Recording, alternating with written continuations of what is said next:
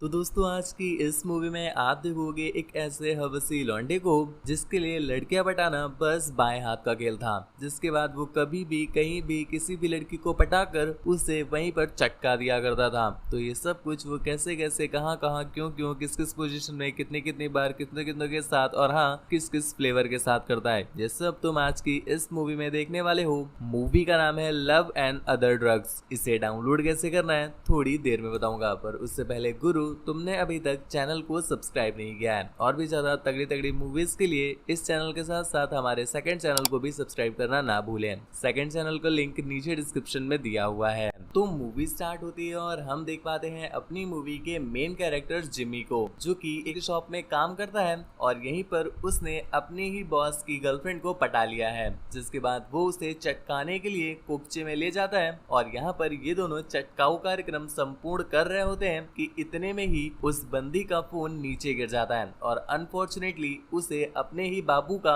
अर्थात जिमी के बॉस का कॉल लग जाता है। यहाँ पर उसके बाबू इन दोनों के बीच चल रहे कार्यक्रम को बिल्कुल लाइव सुनते हैं, जिससे उनकी झाड़ियां जल जाती हैं। जिसके बाद वो सीधा घटना स्थल पर पहुंचे और यहाँ पर वो जिम्मी के कच्चे बादाम पर लात मार के उसे उसके दुकान से बाहर फेंक देते हैं। अब भाई साहब जिम्मी के अंदर टैलेंट तो अच्छा था कि वो किसी को भी पटा सकता था, पर मेरे भाई चाटने से पेट नहीं भरता ना, तो पेट भरने के लिए उसे जॉब चाहिए और जॉब के लिए वो बहुत ज्यादा परेशान है। इस चीज से परेशान होकर के जिमी पहुंचता है अपने भाई के पास और यहाँ पर हम देखते हैं उसके भाई को, जो कि अच्छा खासा वेल सेटल्ड होता है। तो वो उसे सजेस्ट करता है कि तुम चाहो तो मेरी कंपनी में तुम जॉब के लिए अप्लाई कर सकते हो, वहाँ पर कुछ वैकेंसीज खाली हैं। जिसके लिए अगले ही दिन वो पहुंच जाता है अपने ही भाई की कंपनी में, जहाँ पर वो कुछ लोगों को ट्रेनिंग वगैरह दे रहे थे और तभी उसकी नजर पड़ती है इस कंपनी की एचआर पर, जिसे देखते ही भाई साहब जिम्मी अपना कच्चा गंदा कर देते हैं और वो तुरंत ही डिसाइड करते हैं कि चटकाएंगे तो वो इसे ही। और यहाँ पर हम देखते हैं इस चीज को करने में उन्हें मात्र एक दिन का ही समय लगता है, क्योंकि वहीं पर ट्रेनिंग में आंखों ही आंखों में इशारे हो गए और फिर ओयो जाके दोनों के यंत्र फव्वारे हो गए। खैर अब यहाँ पर अपने परफॉर्मेंस के बल पर उसे जॉब मिल जाती है। जॉब की स्किल वाला परफॉर्मेंस नहीं, वो परफॉर्मेंस जो उसने ओयो में दिखाया था। खैर यहाँ पर उसे पहला ही टास्क दिया जाता है कि उसे इस कंपनी की जो मेडिसिन की सेल्स है उन्हें इंक्रीज करवाना है, मतलब पास के हॉस्पिटल्स में जा करके उनके डॉक्टर्स द्वारा रिकमेंड करवाना है इस मेडिसिन को, ताकि इसकी सेल्स बढ़ जाए। जिसके लिए जिमी सीधा पहुंचा है एक हॉस्पिटल में। यहाँ पर वो रिसेप्शनिस्ट से बोलता है कि उसे अपनी दवाई रखवानी है, क्योंकि दोस्तों जितनी ज्यादा मेडिसिन रखी जाएंगी तो लोगों की उतनी ही ज्यादा उस पर नजर पड़ेगी और उतना ही उसका प्रमोशन होगा। इसके लिए वो रिसेप्शनिस्ट से बात करता है, पर वो उसे मना कर देती है। लेकिन यहाँ पर वो किसी तरह से अपने उसी पटाऊ टैलेंट की हेल्प से वो उसे पटा लेता है। जिसके बाद वो ड्रॉर में रखी हुई पुरानी मेडिसिन को निकाल कर उन्हें अपने बैग में रख लेता है और अपनी मेडिसिन को वहाँ पर लगा देता है। खैर यहीं पर एक डॉक्टर को भी वो तेल लगा रहा होता है, जिसके बाद वो डॉक्टर उसे अपने साथ अपने कैबिन में ले जाता है, जहाँ पर ऑलरेडी एक लड़की मैगी बैठी हुई थी, जिसे दोस्तों कुछ अजीब तरह की बीमारी थी जो कि सही नहीं हो रही थी, मतलब इसका इलाज ही नहीं था। इसके साथ साथ अभी कुछ दिनों से उसके जो संतरे हैं उन पर कुछ दाग पड़ने लगा है। तो वो डॉक्टर के सामने अपने सारे कपड़े निकालकर अपने लटकते हुए संतरों को दिखाने लगती है। यहाँ पर जिम्मी जैसे ही लटकते संतरे देखता है उसकी पैंट टाइट हो गई। खैर अच्छे से निहार लेने के बाद जब वो बाहर आता है तो उसके पीछे पीछे मैगी उसे आकर पीछे से मारने लगती है और उससे कहती है कि तुम्हें बिल्कुल भी शर्म नहीं आती, तुम किस तरह से मुझे ताड़ रहे थे वहाँ पर। अब यहाँ पर जिम्मी को तो तुम जानते ही हो मेरे भाई, अपना चॉकलेटी भाई, उसका तो एक ही मोटो है तुरंत पटा लो। पर यहाँ पर मैगी उससे पटने वाली नहीं थी और वो उससे वहीं पर गरिया के वहां से चली जाती है। जिसके बाद हम देखते हैं जिमी का अब रेगुलर का आना जाना हो गया है हॉस्पिटल में। वो अपना आता है, मेडिसिन रखता है, पुरानी वाली मेडिसिन को निकाल कर कचरे में फेंक कर चला जाता है। पर अभी भी उससे मैगी भुलाई नहीं जा रही, तो उसने जिस रिसेप्शनिस्ट को पटाया था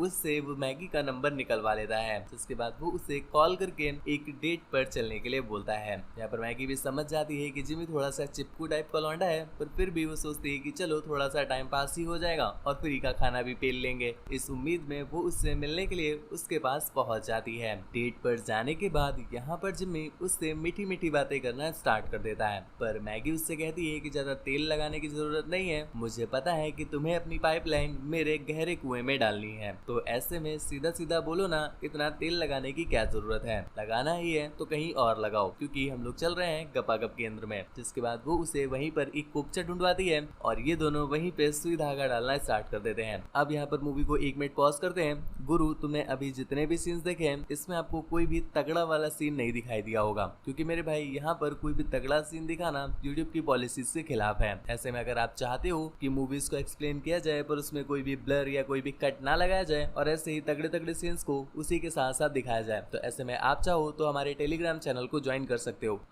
इस वीडियो के बाद। इसके साथ साथ थोड़ी बहुत बातें पेलते हैं जिसमें मैगी बताती है कि उसे किसी भी तरह का रिलेशनशिप नहीं चाहिए, उसे बस ठुकाई से मतलब है और वो कोई भी रिलेशनशिप अपने साथ नहीं पालना चाहती। इसका रीजन बस ये है कि मैगी को जो रेयर बीमारी है उसका कोई भी इलाज नहीं है और वो जल्दी ही अपना दम तोड़ देगी। ऐसे में वो कोई भी बंधन बनाकर नहीं जाना चाहती। यहाँ पर जिमी को तो तुम जानते ही हो मेरे भाई, वो ठहरा चॉकलेटी बॉय, उससे भी बस छेद से मतलब है, बाकी भेद का वो क्या ही करेगा। यहाँ पर हम देखते हैं दोनों की वाइफ मिल रही है, इसके साथ साथ इनका और भी बहुत कुछ मिलना स्टार्ट हो जाता है। ये जब कभी भी मिलते हैं, जहाँ भी मिलते हैं, जैसे भी मिलते हैं, जिस पोजीशन में मिलते हैं, ये लोग वहीं पर वैसे ही उस पोजीशन में ठोकना पीटना चाटना पूछना पेलना चबाना स्टार्ट कर देते थे। खैर इसी चलते एक दिन जिमी जब मेडिसिन को चेंज कर रहा होता है तभी दूसरी कंपनी का ओनर आ जाता है और उसे ये करते हुए देख लेता है, जिसके बाद उसे दे जूता दे जूता दे जूता दे जूता संट कर देता है, क्योंकि वो जिस कंपनी की मेडिसिन फेंकता था वो उसकी ही कंपनी थी। खैर यहाँ पर तो पिलाई झेल लिए,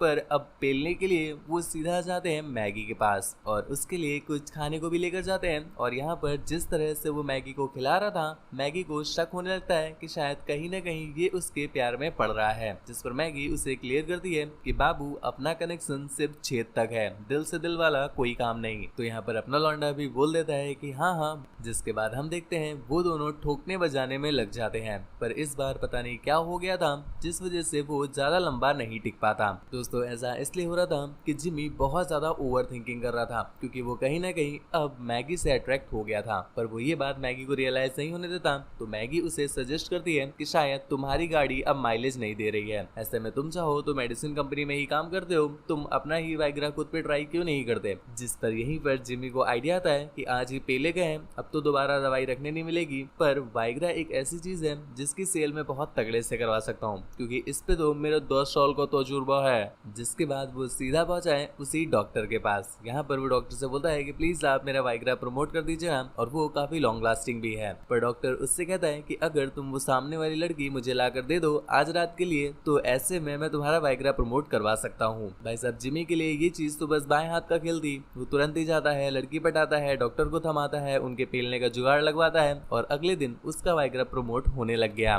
खैर इस वजह से जिमी को प्रमोशन मिल जाता है और वो बहुत ज्यादा खुश था। जिसके बाद वो सीधा कॉल करता है मैगी को और उसके एक्सप्रेशन से मैगी को समझने में 1 सेकंड भी नहीं लगता कि सच में वो मैगी से प्रेम में पड़ चुका है। जिस पर मैगी उसे गरियाते हुए कहती है कि तुम्हें समझाया था, इस तरह के भांग घोंसले में हमें बिल्कुल भी नहीं पड़ना है और तुम अभी ही अपने मन से ये थॉट निकाल दो। जिसके बाद वो फोन कट करके अगले दिन कुछ लोगों के साथ चली जाती है शहर में अपना चेकअप करवाने के लिए। यहाँ पर भाई साहब अपना जिमी बहुत ज्यादा परेशान था क्योंकि उसकी मैगी से बात नहीं हो पा रही थी, तो वो सीधा पहुंचा मैगी के घर, पर यहाँ पर तो ताला लगा होगा ना, वो तो गई है मेडिसिन लेने। इसलिए जिमी पूरी रात अपने ही कार में बैठे बैठे मैगी का वेट करता है और अगले दिन जब मैगी वापस आती है तो जिमी को अपने घर के बाहर देखकर वो पिघल जाती है, क्योंकि उसका बाबू पूरी रात से उसका वेट जो कर रहा था। जिसके बाद ये दोनों डिसाइड करते हैं कि चलो ठीक है रिलेशनशिप कर लेते हैं और अब ये दोनों साथ में रहना भी स्टार्ट कर देते हैं। खैर कुछ दिन तो काफी सही चल रहे थे, पेलते खाते चाटते पूछते थे और अपना केयर प्यार मोहब्बत इश्क आशिकी भी चल रही थी। पर इसी चलते कुछ दिनों के बाद जो मैगी थी उसकी कंडीशन बिगड़ने लगती है कि उसकी बीमारी अब और भी ज्यादा बढ़ रही है, जिसके लिए जिमी काफी परेशान होता है। वो पूरी सिटी में पूरे देश में दिखाता है, इसके साथ साथ वो बाहर भी जाता है उसका इलाज करवाने के लिए, पर उस बीमारी का कोई भी इलाज नहीं हो पा रहा था। मैगी ये चीज नोटिस कर लेती है कि जिमी अब उससे इतना ज्यादा कनेक्ट हो गया है, उसकी इतनी ज्यादा परवाह करने लगा है, उसके लिए इतना परेशान होने लगा है कि अब वो अपने काम पर फोकस नहीं कर पा रहा है, जिस वजह से वो अपने ऑफिस में भी बिल्कुल अच्छा परफॉर्म नहीं करता।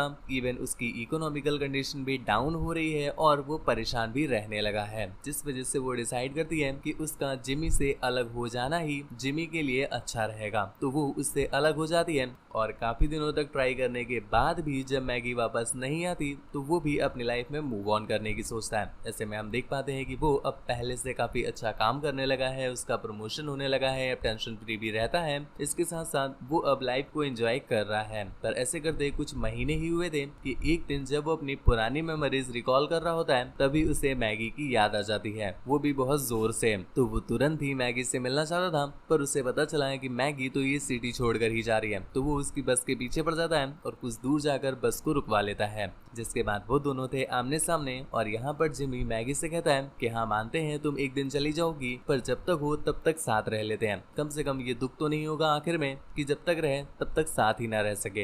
ये बात मैगी को भी काफी पसंद आती है और वो दोनों गले लगकर इस बात को हमें समझा देते हैं कि अभी